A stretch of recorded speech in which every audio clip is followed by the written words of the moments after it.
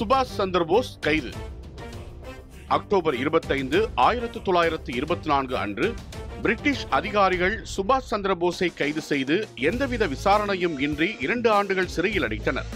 1920களின் முற்பகுதியில் சுபாஷ் சந்திரபோஸ் தனது ஆரம்பகால அரசியல் நடவடிக்கைகளில் தீவிரமாக இருந்தார்.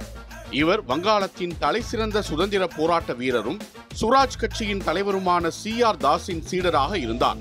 போஸ் கல்கத்தா மாநகராட்சியின் தலைமை நிர்வாக அதிகாரியாகவும் அதே சமயம் CR தாஸின் கீழ் ஒரு முக்கிய அரசியல்வாதியாகவும் பணியாற்றினார். அவர் தனது பதவியை மக்கள் நலனுக்காகவும் தேசியவாத இயக்கத்திற்கு ஆதரவாகவும் பயன்படுத்தினார். பிரிட்டிஷ் அரசாங்கம் போலீசின் தீவிர தேசியவாத அணுகுமுறையையும் வங்காள இளைஞர்களிடையே அவருக்கு இருந்த அபரிமிதமான செல்வாக்கையும் கண்டு அஞ்சியது. வங்காளத்தில் புரட்சிகர நடவடிக்கைகளின் எழுச்சிக்கும் ரகசிய சமுதாயங்களின் செயல்பாடுகளுக்கும் போஸ் பின்னணியில் இருக்கலாம் என பிரிட்டிஷ் உளவுத்துறை சந்தேகித்தது.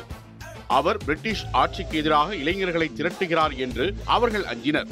இதையடுத்து பிரிட்டிஷ் அரசாங்கம் வரலாற்று சிறப்புமிக்கதும் அடக்குமுறைக்குரியதுமான 1818 வங்காள ஒழுங்குமுறை சட்டத்தின் கீழ் சுபாஷ் சந்திரபோஸை கைது செய்தது.